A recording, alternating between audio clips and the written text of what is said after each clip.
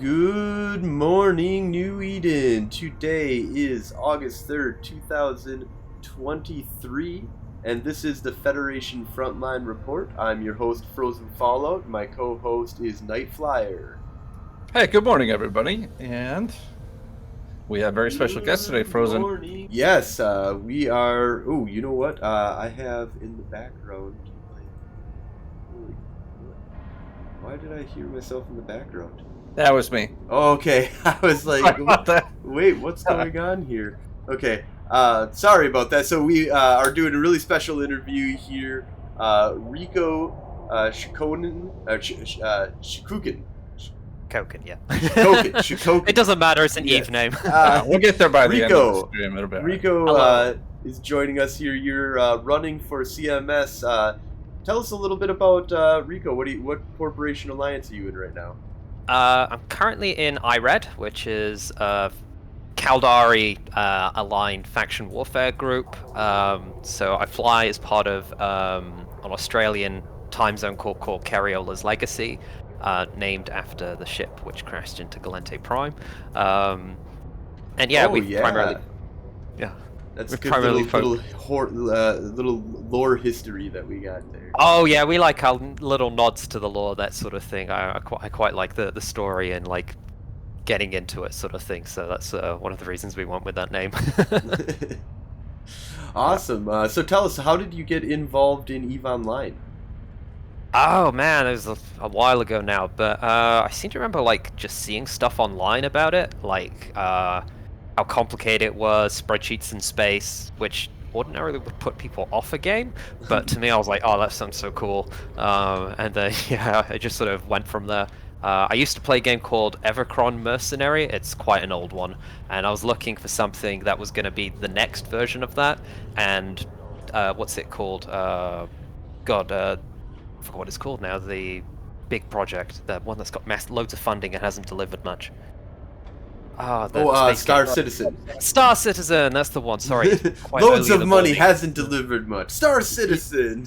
There we go, yeah, so, you know, like, I was one of the original backers for that, and it's like, yeah, it's only recently that you can even actually get into the game, so between then and now, I was like, right, let's need something else, and I found EVE Online, so... Awesome, so what year was that? Oh, God. I've probably been playing for about 3 years now, so maybe 2020.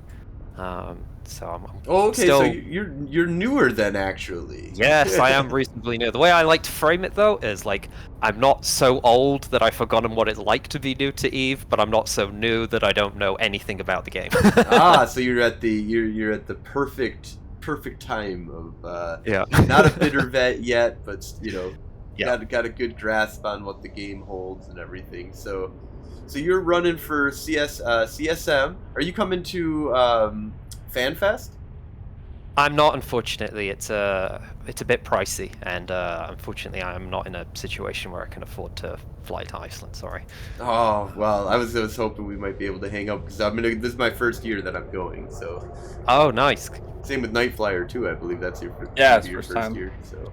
Hey, maybe another year we can meet up. Absolutely, cool. Absolutely.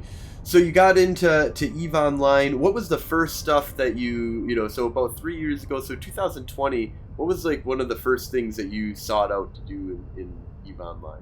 Hauling. I know that sounds really dull, but like I got myself, I did some like, the basic missions, the career stuff to like get some ISK, and then I bought myself a Tayra. And then I started chipping stuff around because I found like some tools that let you look at the markets in different places, and I was like hopping stuff between, and that's when I got my really harsh lesson about this is EVE. Because like when I first started the game, I was under the impression that, oh, people will blow you up if you're carrying something valuable to steal, but if you're just in an empty ship, no one's going to blow you up, right? Yeah, well, anyone who's played EVE for more than a month will know that, yeah, that happened. So actually, I almost gave up at that point, but then some guy, like, on the Rookie Help channel, bless him, he really helped me out. He gave me the massive 6 million ISK that I lost, and, yeah, helped me out from there. So that was the first thing I did. Then I got sniped into a corp that was designed to scam new bros. Oh, no. That's how I started out, yeah. I didn't fall for it, fortunately, because, like, you know when something sounds too good to be true, and you just look at it and go, No. So like they were trying to sell shares and offering like really big returns, and I was like, Oh that's yeah, not yeah. sustainable. So I didn't buy That any. can't But work. yeah. Awesome. So then, from there, did you go into faction warfare? What happened after Uh, that? Yeah, so after that Nubro Scam Corp eventually fell apart, because you can only keep it up for so long, a group of the inverted commas survivors got together and we made our little low-sec group. It wasn't faction warfare at the time, it was just living in low-sec. I think we were in Fastay or something, so good high-sec connections. That lasted for a while, but as you'll see as a recurring theme, whenever I join a corp, it doesn't seem to last very long, because that one also fell apart. And then from there, it was like, I really found wormholes interesting. Like the whole concept of like it's your home, you get different connections all the time. So then it was hop straight into a C5 corp. Okay. Yeah. So what'd you think of wormhole life? It's a mixed bag, right? If you got the numbers in the wormhole and the scanning isn't all on like one person, it's quite fun. But if there's not that many people, it can be a bit of a chore sometimes, like having to scan down the chain, that kind of thing. And then some nights, like, it's a bit miserable, like if you've scanned all that down, you just find no content. Or like someone really wants to do a particular type of content, and that content means we need to keep the hole closed, basically, so no one else can do anything. So yeah, it was a mixed bag. Like I did really enjoy the random connections to different places, but also it's a double-edged sword for me, and that's ultimately I left wormhole space to go to faction warfare. I actually went back for a little bit and then back to faction warfare, and I think I'm probably finished with wormhole space, but we never know what the future holds. Right? Yeah. No, you never say never in Eve for sure. Exactly. So you got into faction warfare, and so you were involved in faction warfare before all the big changes that came. That's right. Yes. Okay. Yeah. So what did you think of the transition, the change between what was before the rework and what we've got now? Actually, so for the most part, I've really liked most of the changes. And I think CCP did a really good job at looking at what the problems were and then fixing those. So I think the frontline system is really good for concentrating players into certain systems rather than having everyone just spread out across the war zone. They're getting rid of the, if you have more systems, like you get more LP, like that just encourage faction switching, encourage snowballing of like the faction that was winning. I think that was a very good change. The advantage system is interesting, but I think it could do with a bit more looking at. The running rendezvous sites is not the most exciting thing to do, but yeah.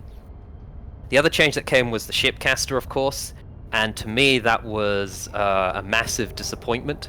I have to agree 100%. I mean, massive failure, a bunch of potential concept of wise, but then, I mean, making it so you can just blow it up, like, without hardly anything, very little time to respond to it, and then it drops you in a very specific spot.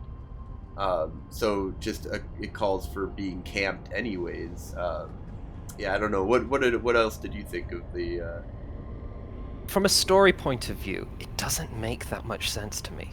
Like, we needed to get this Triglavian tech, we needed to build this stellar transmuter, all of that, and I was thinking, wow, this is going to be something cool and new, and like the whole corp thought that, like, and we grinded this event really hard, because like, this is going to be game change, it's going to be massive, and then it was a technology that the Empire's already had anyway, which is basically like Titan bridging, but you just start in high sec.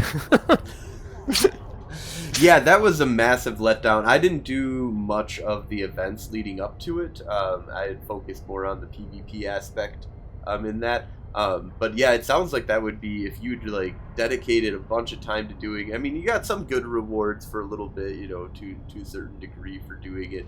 But yeah, the like end result of it just being like, yeah, you can fling ships into frontline systems. Basically, was. That's it, because I thought that there was going to be like changing the like different effects that you could have inside the system, because it was the transmuter seemed to have that kind of technology and concept that's new to the game. If you want to make it so it's easier on shield ships here or whatever, like just like all the wormhole stuff that we've got, and the Abyssal stuff will bring it to low sec and possibly 0.0 and stuff like that. Like, you know, that would have been really interesting because that's a new technology in the game universe, right? And it fits in a lot better with the story. So like anything apart from what we ended up with. Yeah, and it's interesting because they talked about there was like certain rules and stuff like that regarding 0.0 on it and stuff like that, and then it's definitely not a 0.0 technology that's going to be used. You know, I mean, they've already got their jump bridges and stuff like that. Like that's, yeah. So that was a big disappointment. But I do have to say that the new recent patch has been really good. I like that they're continuing to iterate upon, faction warfare and, kind of rein in a few things. We're going to make it so that backline systems are shit for LP for real now, not just kind of maybe a little bit worse. No, it's like, no, nobody wants to ever do a backline system. They do. Just to be clear, no, not for LP, but yeah, sometimes tactically it's worth doing a backline system. And that's fine, and that's what you want those backline systems for is, tactically go back there and throw an ult that doesn't got anything in it, and he just goes and runs it down and tries to hold down the system for you. But the frontline systems is where all the real action is, and it really made it so that you can't just farm LP and backline systems. So I thought that was really good. Agreed. Yeah, the changing of the or how valuable bigger flexes are. I think that was a good change, and yeah, there's a lot of really good continuing to iterate upon faction warfare. So if you got into CSM,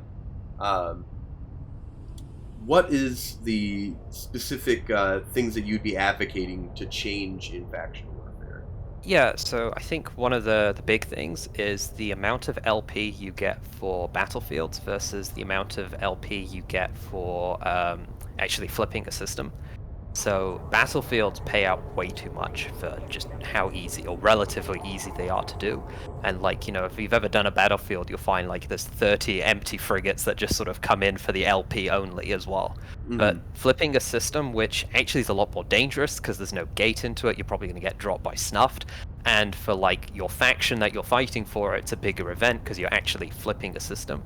That really doesn't pay much.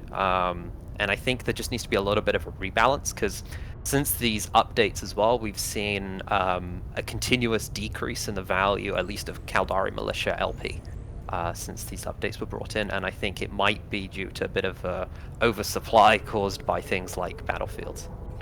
So a rebalancing of that. And then, of course, as we mentioned, Shipcaster, like a rework for it to do something cool and new rather than just jumping. And even in story-wise, that could be framed as, oh, initially this is like the first stage of testing to think if we could do the jumping part, and then like, now it's gone up to the next level and we can change the properties of systems or whatever. Awesome, yeah. And is there anything that you have opinion on regarding the battlefields that are defensive and offensive technically? So like if a Galente goes in and it's a 2% contested Galente owned system, we get nothing for our LP basically. And so, but if it's an offensive system, it doesn't matter how contested it is, you get that full payout. I've been hearing people say that there's a large disincentive to actually go contest battlefields that are worth nothing LP wise. Do you have any feelings on that? I mean, it's the same as deplexing systems, right? Like, if you try and deplex a system, you get paid less than if you're oplexing, and that encourages... But if you defensive plexing, you have no interference from the rat, so it's really easy to defensive plex. Yes.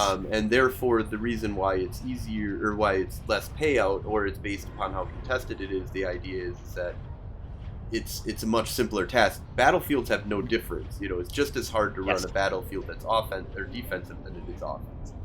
And truth be told, I do think that one of the changes I would like to see is changing the way plexes actually work, so people can't just like deplex in empty hulls, because I don't think that's particularly exciting.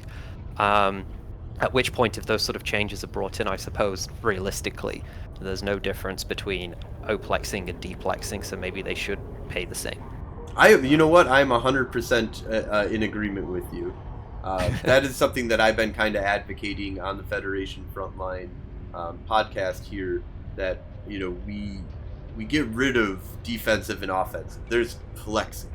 It doesn't matter if it's an offensive or defensive, and maybe having a defensive or offensive front line can change some things with the system itself, or maybe there's more NPC rats that are like gate camping and stuff. Like, I've seen some of that start coming in just before the faction warfare changes happen, where Yavangir was always filled with a bunch of NPC Galente rats, like they were gearing up for like an invasion into Losec. And I'd like to see more, interactions of the NPCs doing stuff with each other. Would be kind of more interesting, because that's kind of what the battlefield was supposed to be, but it's kind of just chugged down into just get a battle cruiser rat and sit there and wait for the timer to tick down. Yeah, I also think, like, in order for that to also be a good idea, we need to rework the plexes a bit as well. So right now, it's too easy to escape from a plex. And one thing that was really interesting about the Shipcaster event was those sites had rats that would scram you, for example. So getting away from the sites, it wasn't just a case of sit there, be aligned, and press D-scan over and over again, and then constant disappointment as you slide in and the guy just gets away with no effort at all. Now, I'm not saying copy and paste those sort of sites that we had for Shipcaster, but maybe bring in the idea that, there's a hostile and a friendly rat, maybe in certain ratios, depending if you're oplexing and deplexing, but those rats have scrams or something like that to actually make plexing risky. Yeah, no, I've had this conversation actually a lot with people over time. I've been in faction warfare pretty much since the beginning. Oh wow! And yeah, I loved the idea of faction warfare when it first came out. Got involved in it quite heavily, and then went to a goon party, and ended up because my city that I live in used to have 2 parties a year that goons used to throw that were huge events for them, and got sucked away from faction warfare. But I always gravitated back to it because I love the whole just forever war, constant fighting that's just always going on. That's what the whole focus of it is, besides the ISK making that can be kind of made, which I think they did a really good job of like changing that out. But yeah, I think that the big idea of having the rats scram it's a two-edged sword basically. On the one side, it would be a little bit more terrifying to go into a plex to actually run it, because if the rat was actually pointing you, you definitely can't just run away when a gang of people come in to destroy it.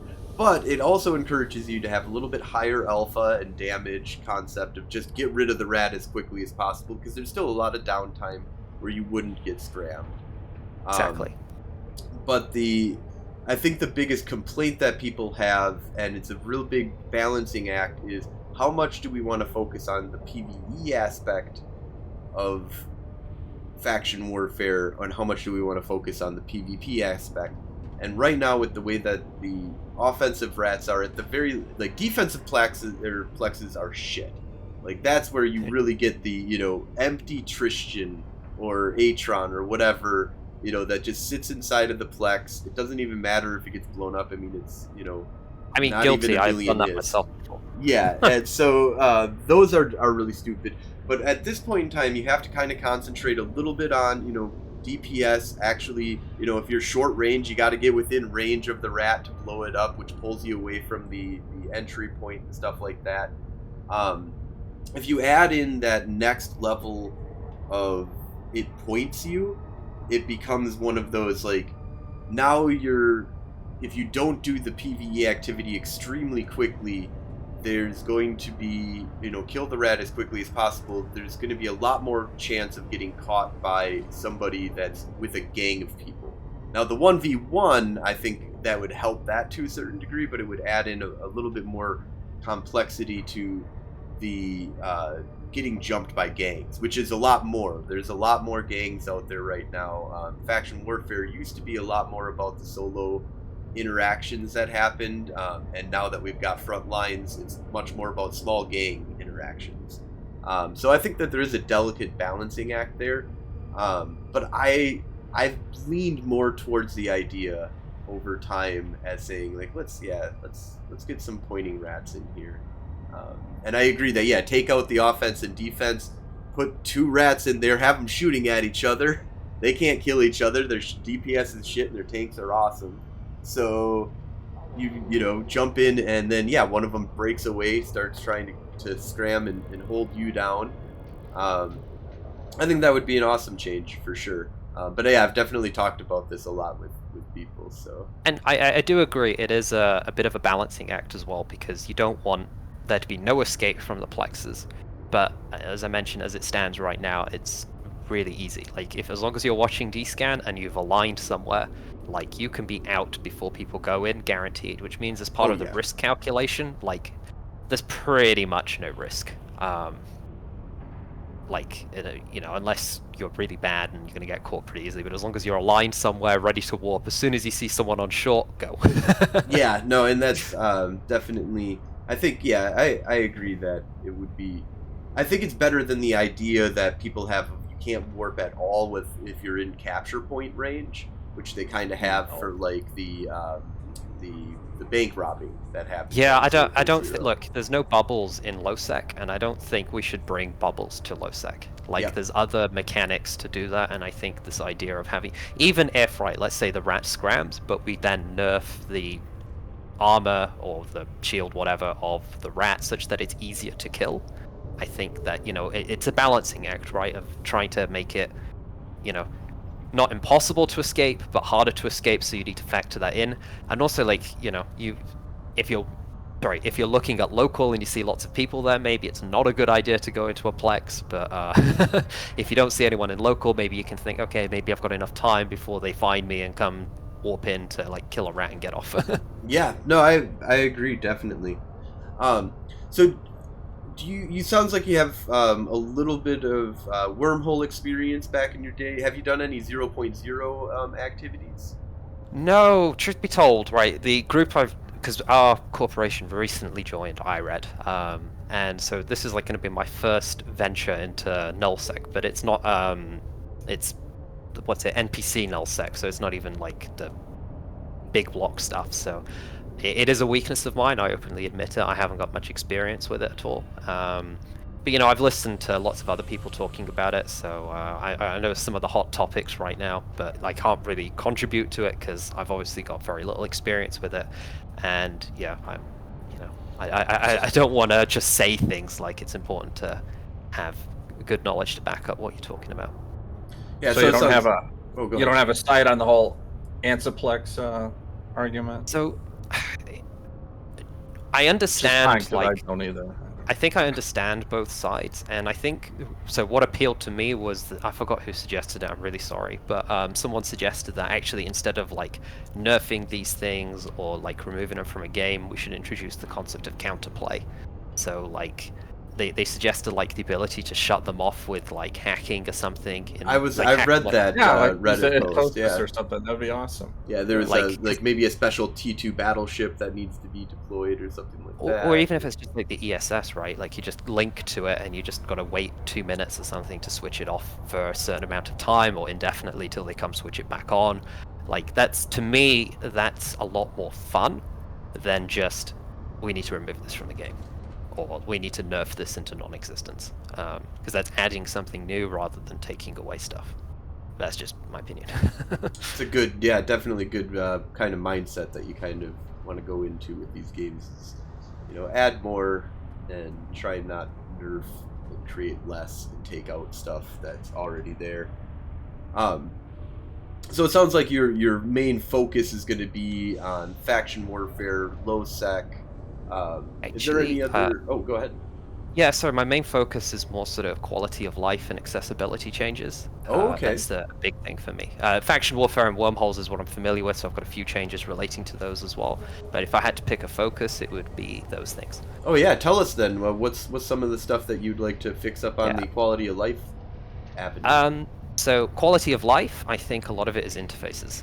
A big one is the skills interface. I think it's very poorly designed.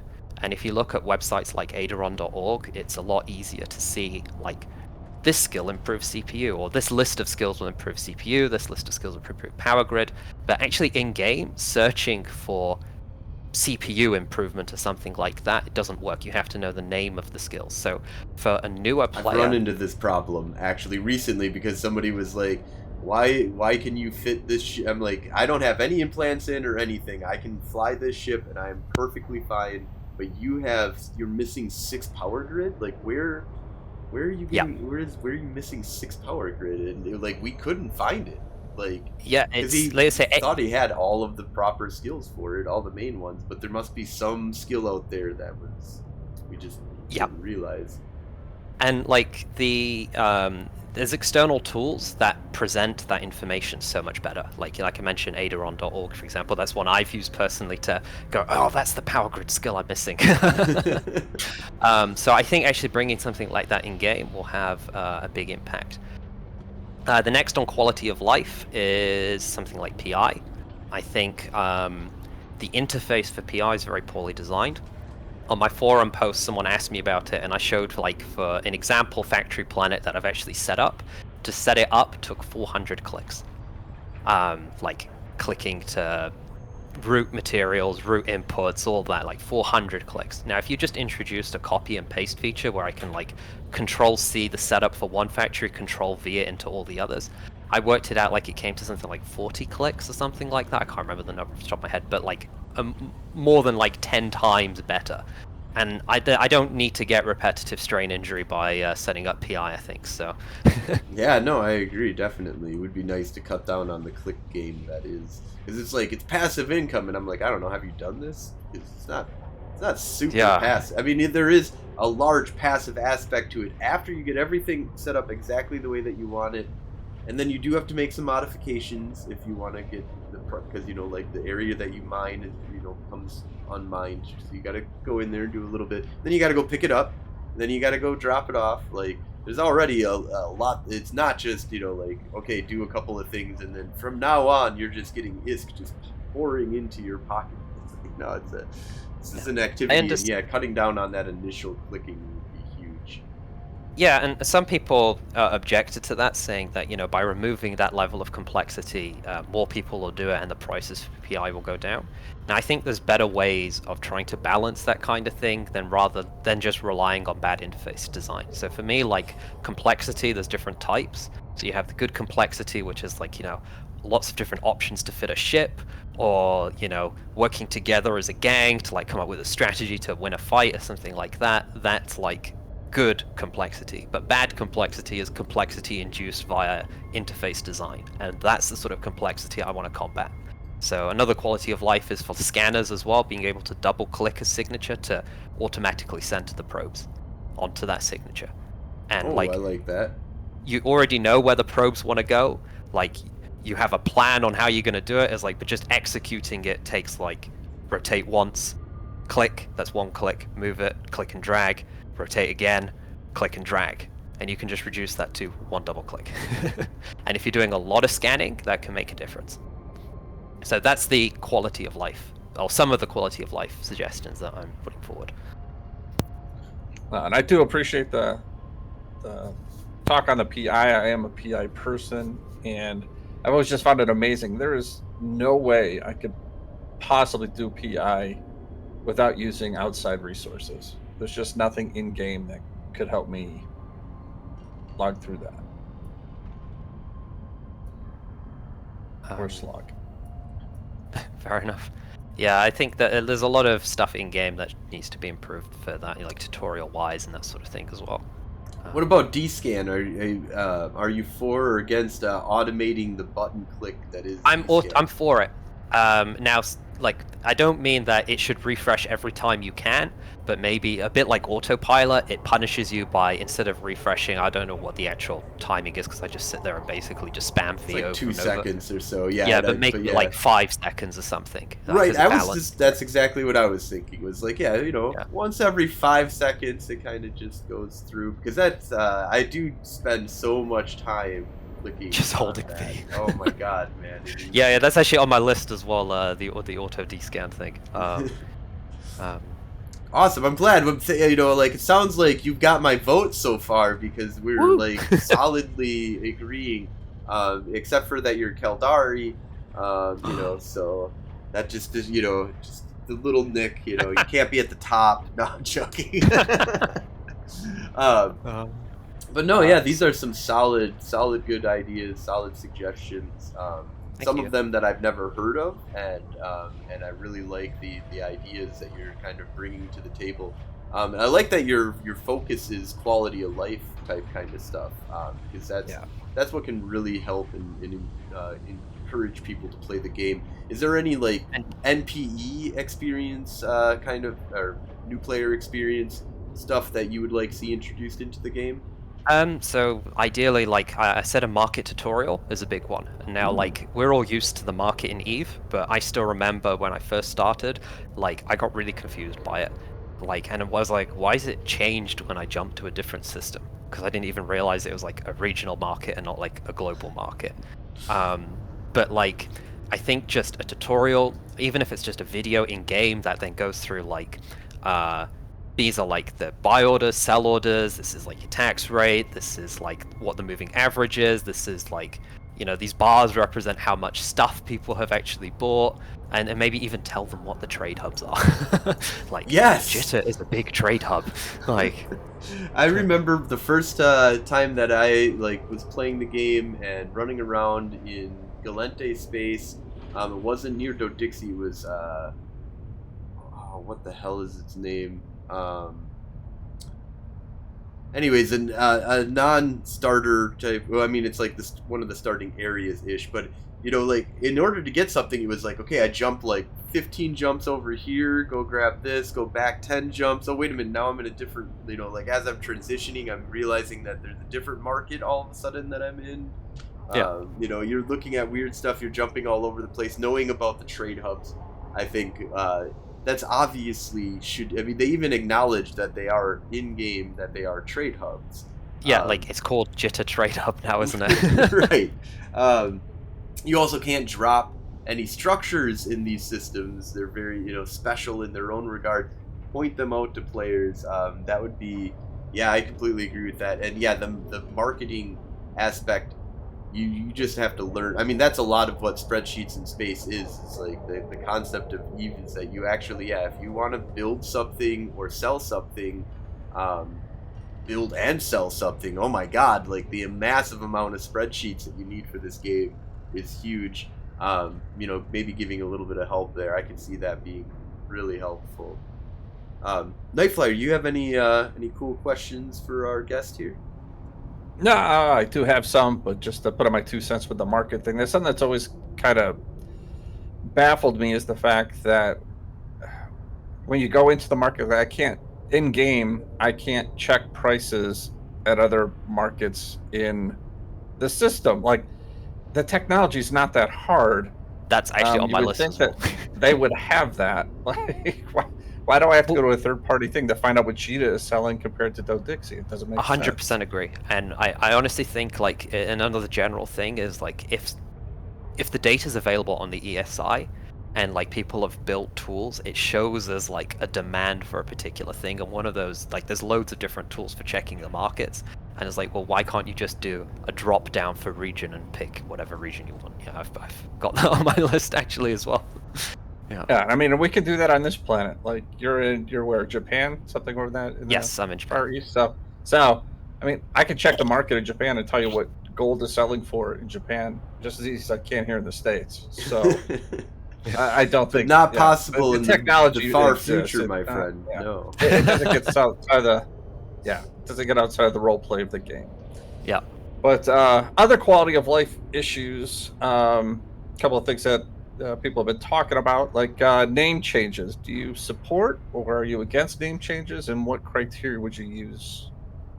I think maybe limited name changes, because I'm not sure it'd be healthy to have people being able to change their names constantly, because I don't know, I feel like that could be used to gain access to groups and pretend you're someone different, that sort of thing.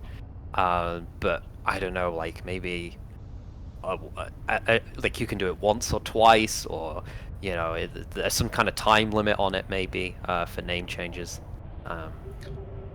Yeah, see, and I always put out there too, like you could make it so it would be expensive, like it's going to cost you $29.95 US to change your name once, and you can do it, I don't know, maybe once, I don't know, or it's going to cost you 1,000 plex in game to do it or something.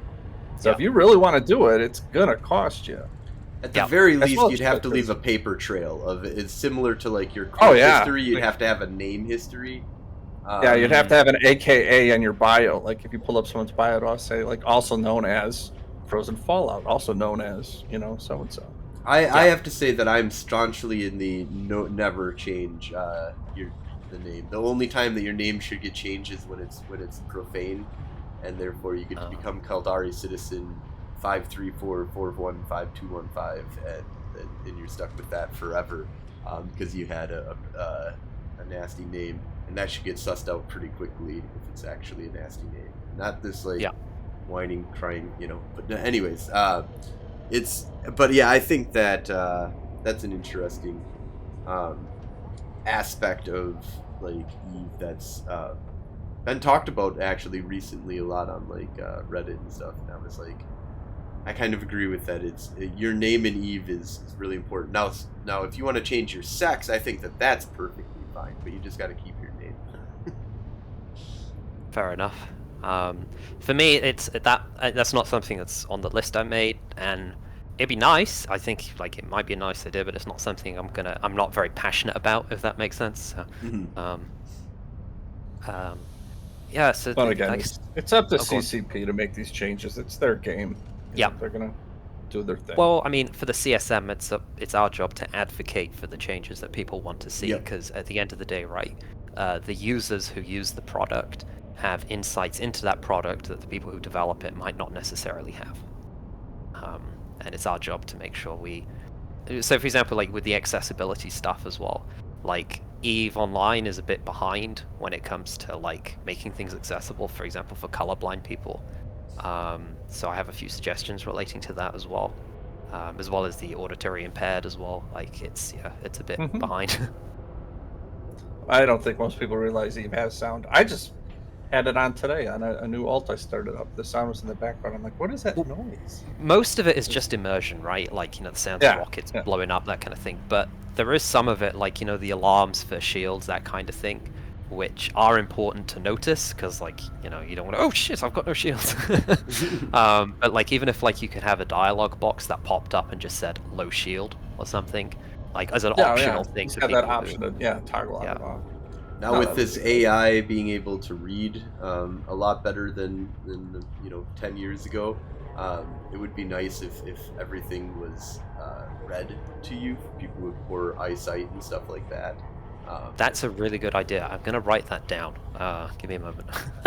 I mention it because I have poor eyesight, and if I don't put on my glasses, like, I am not reading anything, But I could still play Eve. I just couldn't read what was being spoken to me, if anything.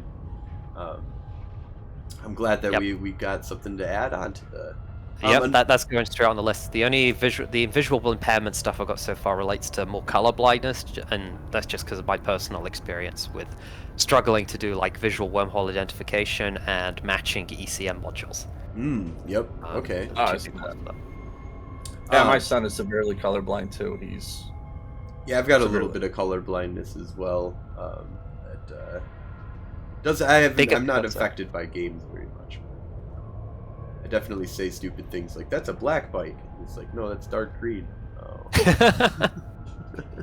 Well, again, it's just those little things every once in a while comes up. We were watching the new Star Wars last night because my kid came home from college, so we were watching it, and he's like, "She has a yellow lightsaber?" I'm like, "No." But it's just like, oh, come give me a hug. Oh. What do you think about the different sounds, like station, like being able to manipulate, and then the jukebox would be another one that I'll throw in on top of this, but being able to manipulate how loud sounds are inside of stations and stuff like that. More options of sound, as pointed out by Glur. That would be a good idea. And is that not already a thing? Like, can you not There's already somewhat, but there's not like station sounds or the D-scan sound. You can't make it higher or lower or anything like that. It's all wrapped up into one thing. So, hey, that seems like it. I mean, I'm not a developer for Eve, but like that sounds like something that shouldn't be too hard to implement. And for some people, I think that'd be pretty cool. Like if you're sick of hearing the announcements in Jitter Space Station over and over again. Right? Yeah, it gets a little repetitive after a little while. Get the Eve soundtrack stuff in the background's fine too. I mean, it's good. What do you think about the jukebox? Do you think we should get the jukebox back? Is that important? I don't. Can you tell me about the jukebox? Sorry. Oh, really? You don't know about the jukebox? No, that's I right. Don't know about It's been a long time since we've had the jukebox. So back in the day, we used to have the ability to select what music we wanted to listen to. So there was a jukebox that you could just, when you went into the escape menu in the sounds area, it was like, here's your jukebox. What song do you want to listen to, or do you want us to pick out the sound, the song for you? And so you could set up your list of what you wanted to listen to, and switch between different stuff. And it wasn't anything really that special other than you got to pick your music, and now you're stuck with whatever space, wherever you are in space is kind of, I don't know, it gets kind of repetitive right now. And I like the Below the Asteroid song. Like, I just want to have that playing all the time, Yeah. Truth be told, I play with the music muted. But no, they got rid of that. Why did they get rid of that? I'm not sure why. Yeah, they wanted to make it more, wherever you are is the song that they picked out for you, and it's, I don't know, just like, it's not. I really miss being able to like just have it randomly go through different music, because like right now it just is. You're right, the music is not very important. In fact, actually, what I do is stop being the jukebox for us. I just go to the SoundCloud that they have of all of the EVE Online songs, and I play that instead of listening to the in-game music. Ah. Yeah. Okay. Yeah. I'd like to see them like. I'd like to download my own music. If every time a battle started, like Queen would start playing or something. Oh, that would be even more epic. But you might have some problems with that. Yeah, I was about to say, when there'd be like legal issues with that. I don't know, like licensed music, that sort of thing. Yeah, really, you just put an MP3 player into the game, right? Maybe, but then you'd have problems with the streaming for sure. And like if people are putting MP3s into the game that are like pirated or something like that, is CCP responsible? I don't know. I'm not a lawyer, but I can imagine there'll be problems. A little bit too. I mean, you've got an MP3 player on any computer that you play EVE on, so you can play. Yeah. But it would be cool like if you go into a battlefield, it plays like like the heavy metal song. Or classical music to keep you calm as you give orders to people who are ignoring everything you say. Some Yanni or Enya comes on. Yeah. It's like, did he say jump? Jump? I was like, oh god, no. We were talking about how, like, some of the details, like with your character. We talked about the cat ears and stuff, but. I don't think we talked with cat ears. We did. Yeah, we didn't talk about that in this. But, we can talk about that later. But we were talking about like you can have hair or you can have a hat, but you can't have both. And I'm like, why can't I have long hair? I would like to have long hair. I'd like to have a long beard too. I mean, all three of us are beard people. But I mean, I would like to be able to at least dial in the length of beard that I want. I can either have it close to my face or I can't have one. So it seems. I'd like to be able to make my character fatter, so he's more like myself. The fat and old. Let's see if we can work on those buttons too.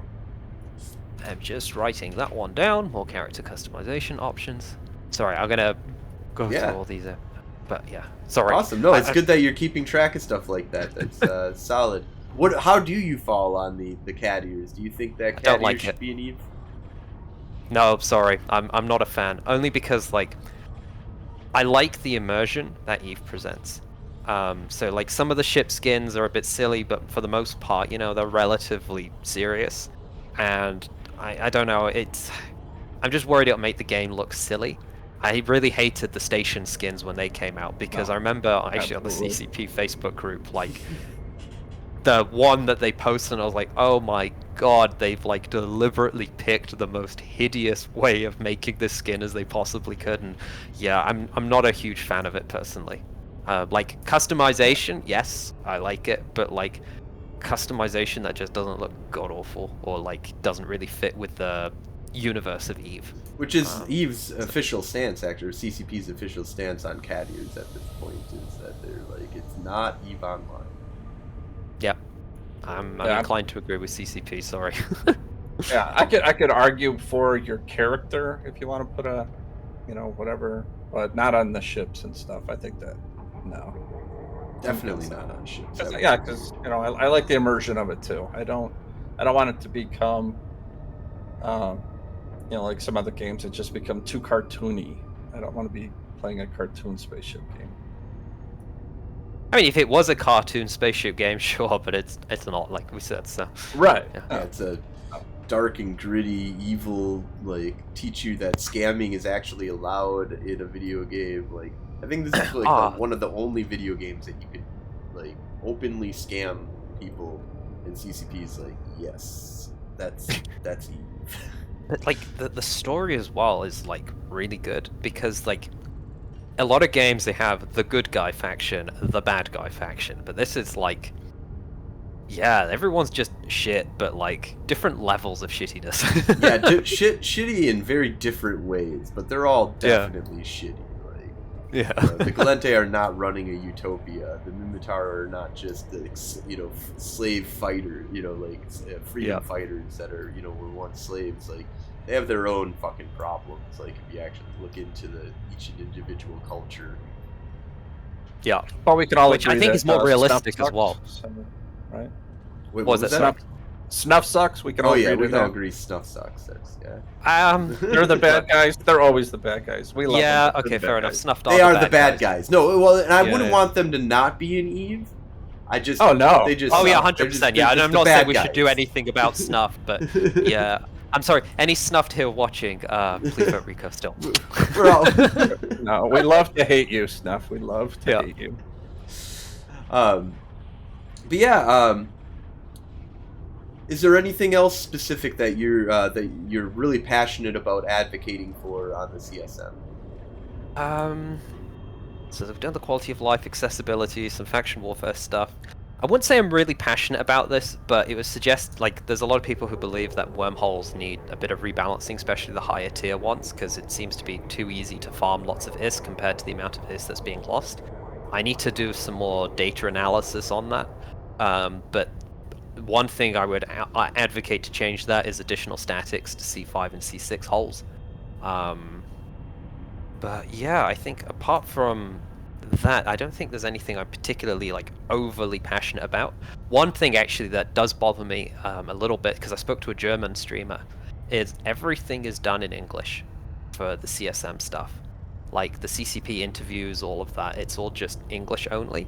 And even if they had someone there to translate to different languages, like as they did the interviews or something like that could go a long way of, taking into account the parts of Eve that don't speak English, because, it's a big community as well, so. Yeah, absolutely. I mean, it is a global game. I mean, there's only one country that can't, technically play on our servers, but they do anyways. So, I mean, we've got the whole world pretty much that can play this game. Localization, I'm surprised, is not a huge priority for making sure that everybody can understand the game that they play. I mean, it is, using English as a crutch is I'm from America, so I understand that. I use it as my crutch. It's my only way of being able to communicate with people besides using AI to help me. So CCP have done a good job so far of like translating the game to different languages. But I think like especially like the CSM stuff, that kind of thing, and other like the CMS notes should be translated, Yes. And not just by a shitty AI that does that for you, but it's not really that good. It should be an actual person that is localizing that information. Yeah, I could see that. That makes a lot of sense. Did I said it, didn't I? I said CMS, didn't I? We have a drinking game. Whenever he says CMS, we drink. So I'm also dyslexic, so I was about to. I wasn't going to ask because like that seems a bit personal, but yeah, I understand your pain. I always had a problem with D's and B's. This is a bitches or ditches. I don't know. Yeah. The school thought you were stupid because you can't spell, sort of thing. But yeah, so awesome. Thank you so much for coming on. It's been really awesome. Before we go, though, I always want to just make sure that there's a spotlight on our guest. If you've got any projects that you're working on, any websites that you want us to go to or check out, you got a YouTube channel or Instagram or OnlyFans, if I want to see, more of you, what's going on in your world? Where can we find out more about you? So I have my CSM forum post, and on that there's also a link to a Discord server where people are free to join and discuss ideas with me, which I then work into the list that I've built. I do have a YouTube channel, but I'm not particularly active on it. I think I've literally got one recruitment video on there, so there's not much point plugging that or anything like that. That's about it. Sorry, I'm not very active on social media and that kind of thing, so you're trying to run for president now. I mean, I know. I'm sorry. You gotta get social, man. Yeah, just definitely shoot over any links to me or anything that you want me to your like Discord and stuff. That's definitely solid. Awesome. And is there any shout outs that you want to give? Anybody that inspires you and Eve, or another fellow CSM person that's running? I'd like to first of all give a shout out to Sienna for helping to facilitate or helping me get to some of these interviews. Same with Lambda. He also pointed a few out to me because, as you've seen, I'm not very good at this whole social media meeting people sort of thing. Just that's what you get. Hire somebody to do it for you. That's what all the politicians do. Yeah, I suppose, but no, I'm not that rich, so so I'm very grateful to them. I'd like to give a shout out to Angry Mustache, actually, another CSM candidate, just because like when we were talking, he started throwing graphs at me, and that makes me very happy because I like well-reasoned responses rather than more dogmatic ones. I think, and I really apologize for all the other people I've not given a shout out to, but I do appreciate a lot of people, and there's way too many to name right now, so don't forget your mother and oh yeah, of course, my parents and all of that, but I thought that was just generally accepted as well, thank you so much for coming on the show. It's been great to hear your side of things, and definitely hear what ideas that you have for EVE Online, and I agree very strongly. I think that you've got my vote for sure, so thank you so much. Awesome. Well, thank you all for watching. Thank you all for listening, for those that are just on the podcast. And definitely check out Golden Age Stories in-game EVE Online. Also, there's iRead. And I'm sorry, what was your corporation's name? Carriola's Legacy. Yes. I love that name, too. Yeah, it is a great name. It is a really good name. Check them on out if you want to join up with the Caldari, or you want to join up with the Galente, or just get into faction warfare space and check out things. There's a bunch of people to shoot, a bunch of fun. You can make some money if you join up, though. So, but thank you all. Have a great night, and see you out in space. Good night, everybody.